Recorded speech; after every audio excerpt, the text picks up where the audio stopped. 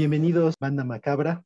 Es un gusto tenerlos aquí para esta plática que tendremos ahora celebrando nuestro 20º aniversario. Y es un honor para nosotros, es un honor para el festival poder tener aquí con nosotros a Agustín Rubio, director de la película La Desvida, que engalana esta celebración de Macabro, sus 20 años. Entonces, ¿qué les parece, Agustín? Bienvenido, mucho gusto. Bien hallado. Realmente el honor es todo mío. Estoy realmente agradecido a Macabro, y el hecho de que sea en su 20ª edición tiene un significado muy especial. Es un placer tenerte, es un placer tener una película como La Desvida con nosotros, para el gusto de todo nuestro público. Pero entonces, pues vamos a platicar un poquito de la película, Agustín. Para empezar, cuéntanos un poquito, ¿cómo fue que surge la idea de filmar la película? Pues bueno, yo tenía claro que quería hacer un largometraje. Quiero decir, supongo que es un sueño, son estos propósitos que uno no necesita, digamos, no cuestiona. Yo quería hacer una película desde que tenía 14, 15 años y lo había ido aplazando. Después, casi con 40, dirigí un par de cortos y digamos que el camino natural era que antes o después tenía que hacer un largo, aunque me arruinara en el camino. Y la cuestión es que, digamos que lo que estuve buscando era un argumento que se pudiera rodar sí o sí, que no hubieran, que no dependiera de factores externos, que no dependiera de financiación de terceros, de televisiones, etcétera, sino que con mis recursos, que lógicamente como particular son muy limitados, y el productor que me ayudó, pudiéramos rodarla sí o sí. Entonces, la película se planteó para poder rodar en 2 semanas, a razón de un plano secuencia cada día. Por eso está contada en 10 planos secuencia, en 10 planos secuencia, es decir, en 10 secuencias, saltando del presente al pasado. Quiero decir, la estructura está pensada en función de, casi diría, de la disponibilidad presupuestaria o de el molde en el que yo sabía que no se me iba a, digamos, a ir de las posibilidades con las que contábamos. Y bueno, el menor número de actores posible, una sola localización, además, que perteneciera a mi familia, de manera que no tuviera que pedir permisos. Fue, digamos, un ejercicio de posibilismo. Yo, cuando tenía 17 años, todavía no había estudiado la carrera, leí el libro de Roger Corman de cómo hice más de 100 films en Hollywood y nunca perdí un céntimo, y ha sido el libro más inspirador que yo he leído nunca, y desde luego el que más me ha influido. Entonces me limité a intentar aplicar lo que ahí había aprendido. Perfecto, muy bien. Hablando precisamente de influencias, y como digamos, como le pasa a Alex durante la película, ¿cuáles son las influencias que tú tuviste al momento de realizar la película? Creo notar algunas de ellas, pero platícanos tú un poquito sobre esto. Pues vamos a ver, yo soy bastante cerebral, si queremos decirlo así. Quiero decir que soy una persona bastante racional en general. Y luego, antes de cocinero he sido fraile, o no sé si decirlo al contrario. Quiero decir que durante años yo hice crítica y luego además soy profesor desde hace 15 años en la universidad. Eso quiere decir que, de alguna manera, digamos que a lo que tiendo es a intelectualizar las cosas. Y es un ejercicio que a la hora de crear me parece negativo. Quiero decir que ser demasiado consciente de tus referencias, sobre todo cuando tienes tantas referencias en la cabeza y además la cabeza te funciona como me funciona a mí, creo que muchas veces puede resultar un poco castrador. Entonces, referencias concretas no he manejado, en el sentido de que de una manera deliberada me decía a mí mismo, no intentes hacer esto a lo X. Eso sí, digamos que yo sé quiénes son los cineastas o cuáles son los estilos o las texturas que de alguna manera sí que me han influido dentro del género o del macrogénero, porque digamos, por una parte está el terror, pero por otra parte está la, digamos, acción, aventura, ciencia ficción. Entonces, a mí Carpenter me gusta muchísimo, mucho. Pero personalmente yo no veo la huella de Carpenter en la película. A lo mejor me puedes decir, pues mira, está claramente ahí. Yo no la veo. O sea, si está, no es deliberada. Estéticamente, en cuanto a la iluminación, por ejemplo, sí que hay los esquemas Seven, los esquemas de la fotografía de Darius Khondji para la película de David Fincher. Ahí sí que hay una inspiración más clara, o sí que hay, digamos, vamos a jugar a ese tipo de claroscuro, a ese tipo de tenebrismo, de jugar incluso con algo que a algunos espectadores les llega a molestar, de decir, es que casi no distingo el rostro en algunos momentos, o solo le veo la pupila, y es la única referencia que me permite tener la expresividad del personaje. Entonces, hay algunas referencias en ese sentido. Luego, por ejemplo, hay algún momento, hay una película española que me gusta mucho, que es Verónica, de Paco Plaza. En ningún momento fue consciente, pero por ejemplo, hace una semana más o menos, o un par de semanas, que se emitió la película en televisión española, creo que fue en televisión española, caí en un momento dado, en un instante de la película, y dije, ostras, me da la sensación de que nos salió una cosa un poquito parecida en este momento concreto a Verónica. Es como si esa referencia de una película que me gustó mucho hubiera tirado para que se pareciera a algo. Y luego hay una película más que sí que, digamos, en cuanto a la estrategia narrativa o de tensión con el espectador, sí que hay una película que para mí fue inspiradora, que es La invitación, de Karin Kusama. Una película en la que hay una serie de amigos que se reúnen por una razón más o menos misteriosa, digamos, son reunidos por una pareja.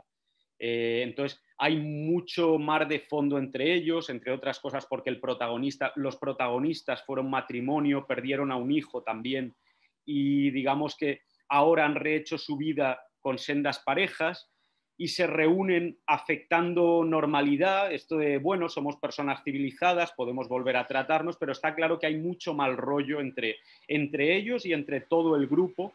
Entonces la película va creando una sensación de malestar creciente que no se resuelven, o que aparentemente lo único que hace es crecer y crecer, hasta que al final, solo al final, se produce algún tipo de eclosión. Entonces, en cuanto a la construcción de la película, yo sí que, digamos, lo que hice de una manera consciente era como ir cargando el mal rollo, pero al mismo tiempo aplazar que se resolviera, de manera que, digamos, es una estrategia de exasperación del espectador, pero que no lo puedes llegar a defraudar, en el sentido de que al final ese mal rollo no puede quedarse sencillamente en una creación de atmósfera, sino que tiene que haber algo. Al final tienes que decir, vale, ahora ya nos quitamos la camisa y ahora, ¡pam!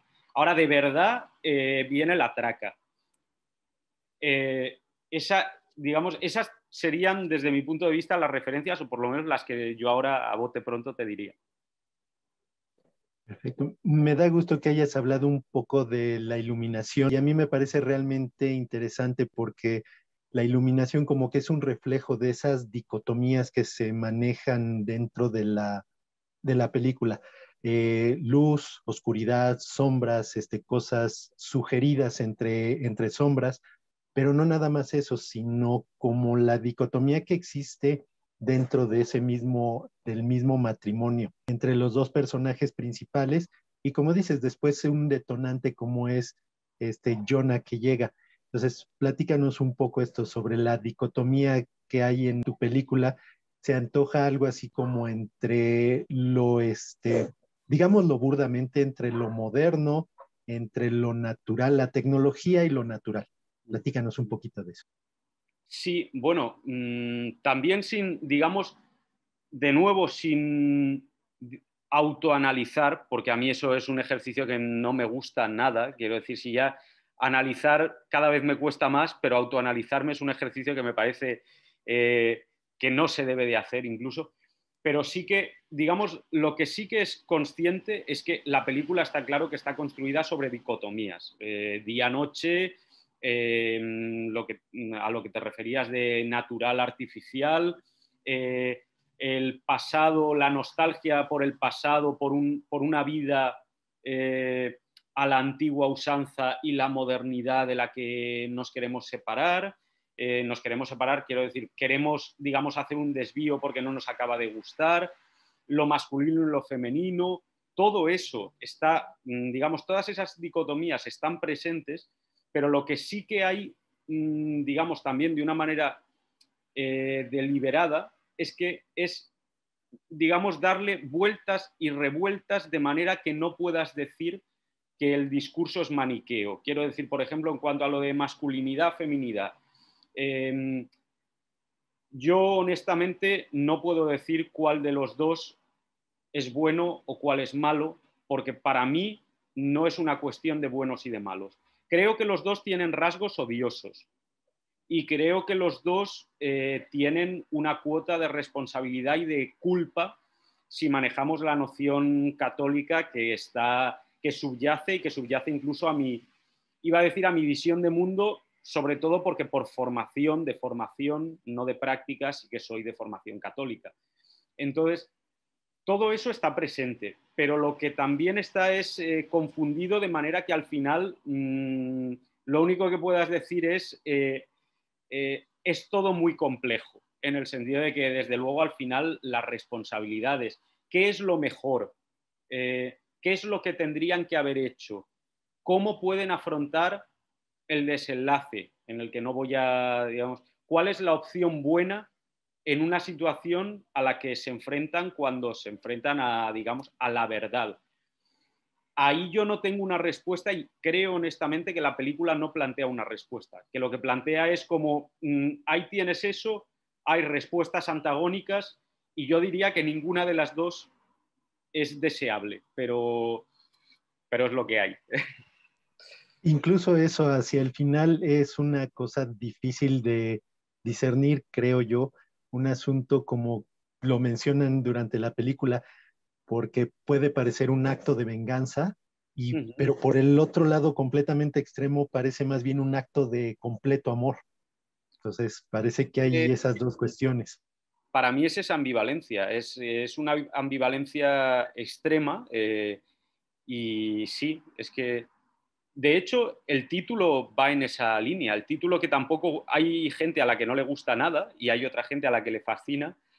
Lo de desvida, que es una palabra que no existe, existe el verbo desvivirse, que además digamos que es un verbo también bastante marcado. Quiero decir, por quien se desvive uno normalmente es por personas queridas, particularmente por los hijos. Entonces, es esa idea de que los hijos representan un sinvivir y el amor en sí mismo representa un sinvivir y una contradicción en la cual, digamos, uno se deja en cierto modo la vida y es como, es ese reverso de la vida que no es la muerte, que es la desvida. Es algo, no sé, solo se puede expresar con, digamos, en términos poéticos, pero digamos que va por ahí el título.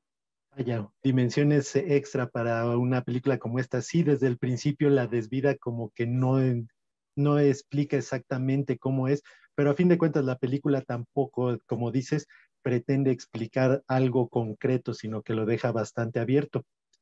Hay un tema que sale por ahí inherente en la película y quiero preguntarte cómo crees que esto se refleja, cómo crees que llegue, cómo crees que lo tome la audiencia hoy en día dentro del marco tan difícil que nos encontramos en el mundo, este asunto de siquiera mencionar el evitar vacunarse o vacunar a alguien. Bueno, esto fue absolutamente fortuito. Quiero decir, la película está rodada en 2019, en junio de 2019. Evidentemente la pandemia no estaba. Lo que sí que había ya era el fenómeno del antivacunismo. Y yo desde 2018, digamos que dentro de mi método de trabajo, que dentro de esa racionalidad a la que me refería, yo creo que, y en ese sentido no me, digamos, no me pesa. Yo leo la prensa todos los días de una manera bastante exhaustiva, porque estoy convencido de que es una manera no solo de estar informado, sino también como creador, si quieres decirlo así, de, digamos, de estar al tanto y de ser una especie de captador de ondas y de tendencias. Entonces, en el año 2018 yo empecé a ver de una manera sistemática acontecimientos que tenían que ver con el antivacunismo, de una manera muy incipiente, muy incipiente, de noticia internacional en la que muere un niño en Italia porque sus padres tal, y cosas parecidas. Entonces, hablando con el productor, cuando estábamos elucubrando con la posibilidad de hacer un largometraje, yo le dije, voy a escribir un largo para poder rodarlo en una casa de mi madre con 2 actores adultos y un niño en 2 semanas a razón de un plano secuencia al día. Y voy a utilizar esto como polea porque esto va a pegar sí o sí en el cine. Y quiero que nos adelantemos a cualquiera porque este tema va a ser, digamos, esto es carne de high concept. O sea, me refiero es una película en ese sentido. Lo que pasa es que no la podemos vender como esa película de alto concepto porque, claro, estamos desvelando el MacGuffin de la película. Pero entonces, a mí me da un poco de rabia esa contradicción de saber que hay un elemento que podría servir para, digamos, como reclamo comercial y además que hemos dado con él y que ha estallado de una manera a posteriori, y no poder utilizarlo a fondo, pero fue así. O sea, en cuanto a cómo la audiencia lo puede consumir, y ahora voy a tu pregunta, perdona si me enrollo un poco, o bastante. Yo creo que es probable que la audiencia lo perciba como oportunismo y además lo entendería porque, digamos, el tiempo que ha transcurrido desde entonces, claro, han transcurrido 2 años y la película pues se va estrenando en festivales, etcétera, y claro, la pandemia lleva ya 1 año y medio, con lo cual la gente se puede creer que nos hemos subido a la ola después del COVID, digamos, de conjugar este tema. Pero es una conjugación que viene de antes. Entonces, por una parte puede ser visto como oportunista, por otra parte puede ser visto como, digamos, como una manera de discursear, si queremos decirlo así, acerca de lo que hay que hacer. A ver, yo tengo claro, yo me he vacunado contra el COVID y yo creo que a un niño yo lo vacunaría. Contra todo o contra casi todo. Desde luego contra las enfermedades, digamos, lo básico, yo lo haría. Respeto la libertad de cada cual, sí, aunque creo que es algo bastante complejo. Pero bueno, ¿cómo pueda ser percibido? Lo que sí que creo también es que es probable que en función de cuál sea la posición de cada cual, eso pueda condicionar la respuesta que le dé a la película. Es decir, que a un antivacunas, aunque la película le empiece a hacer gracia, en el momento en el que vea un determinado giro que contradiga sus posiciones, lo puede predisponer en contra. Y viceversa, que a lo mejor hay alguien que no le esté diciendo nada y de pronto ve el giro y dice, uy, resulta que tiene este discurso y este discurso sintoniza con lo que yo pienso, por lo tanto es una película buena. Yo no veo las películas en esos términos. De bueno o malo, sí, de acuerdo. Y aquí llama la atención porque más que nada, sí viendo, buscando un poco, investigando un poco sobre la película, es una película también que creo que la gente por lo regular suele, o en general, como que no llega a decir es de terror, es terror, es suspenso, es incluso eh, creo que por ahí he encontrado algunas que las sugieren como romántica. Creo que tiene de todo eso también un poco. Y que esto de alguna manera, lo de las vacunas, como dices, sí se llegó a ser un tema tan importante hoy en día y dentro de la película, de nuestro ambiente, pues llega a ser un elemento que se puede agregar al peso del terror. Últimamente creo que eso también es un asunto a llamar la atención, tenerle miedo a incluso cosas que antes teníamos como ciertas. Sí, desde el punto de vista del género, a ver, yo hay una etiqueta que a lo mejor puede resultar como un poco fría o un poco intelectual, pero digamos a la hora de catalogar la película hay alguna ocasión en la que he dicho que yo diría que es una película de terror moral, que a lo mejor hay gente a la que le parece hacer trampas y decir, no, mira, el terror es visceral. Eh, yo creo, en la línea de lo que tú decías de si es una película romántica, está claro que no es un terror convencional, aunque desde luego la última secuencia, digamos que en los últimos 15 minutos aproximadamente, la película juega a ser terror, a terror de ponerte los pelos de punta y de que si no lo consigue es que yo he fracasado, en el sentido de que no he conseguido lo que quería.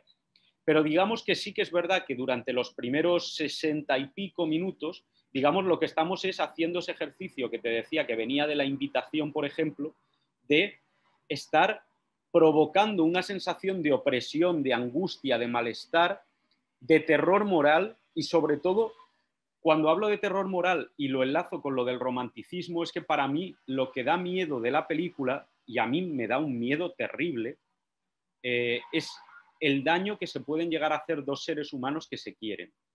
Para mí eso es una idea que me obsesiona y que además tiene que ver con, digamos, ahí sí que podemos decir con mi visión de las cosas. O sea, para mí las relaciones humanas, las relaciones familiares, las relaciones sentimentales son complicadísimas porque por la experiencia que yo tengo, a las personas a las que quieres o las personas que te quieren, te acaban haciendo inevitablemente un daño terrible y se lo acabas haciendo. Y de hecho que cuanto más quieres, más daño haces y más daño te hacen. Y es algo que puede llegar a resultar enloquecedor. Entonces la película va, digamos que de donde nace, es de esa idea fuerte, si queremos decirlo así, de decir, estas dos personas se amaban profundamente, se amaban de hecho de una manera muy exclusiva, hasta el punto de compartimos unas mismas convicciones y estamos tan convencidos de nuestro amor que nos aislamos del mundo y porque queremos vivir una vida, digamos, con arreglo de una manera más sostenible, más pequeña, más humana, entendiendo lo humano como lo contrario a lo tecnológico, a lo moderno, al futuro, etcétera. Queremos vivir el amor, un amor genuino, de una manera auténtica, real, sin tanta tecnología y tanto móvil, pero esa opresión y esa dependencia acaba degenerando en algo absolutamente mortífero. Y eso para mí es terrorífico. Entonces, es verdad que es una película romántica. Para mí romántica no diría, para mí es un drama familiar, que acaba degenerando en terror. Bien, pues Agustín, creo que la película tiene muchísimo más para rascarle, para verla, para disfrutarla, pero pues, ¿qué te parece si dejamos que después de esta plática nuestro público, la banda macabra, llegue a sus propias conclusiones? Y pero nuevamente quiero agradecerte mucho por haber hecho la película, por haberla tenido en Macabro otra vez para celebrar nuestro 20º aniversario. Y pues no sé, algunas últimas palabras que gustes dirigirle a la banda macabra. Bueno, de nuevo quiero agradecer al festival el hecho de que haya incluido la película. Ya digo que es un auténtico honor el hecho de que también en México, con la tradición que tiene en el género, el hecho de que haya aceptado, que haya, digamos, incorporado una película que juega con las claves, pero que al mismo tiempo, digamos, que se aparta un poco, para mí tiene un significado muy especial. Entonces, lo que pido a los espectadores es que la vean de la manera más desprejuiciada posible y que la amen o la odien, iba a decir sin miedo, abiertos a lo que se puedan encontrar o a lo que la película les ofrece, pero que al mismo tiempo, si su respuesta es una respuesta negativa, visceral, tampoco me molestará, todo lo contrario, lo agradeceré. Lo peor para mí es la indiferencia. Ánimo a la banda macabra y a ver todas las películas del festival. Perfecto. Pues Agustín, otra vez muchísimas gracias y banda macabra, no dejen de ver La Desvida en el marco del 20º aniversario de Macabro, Festival Internacional de Cine de Horror de la Ciudad de México.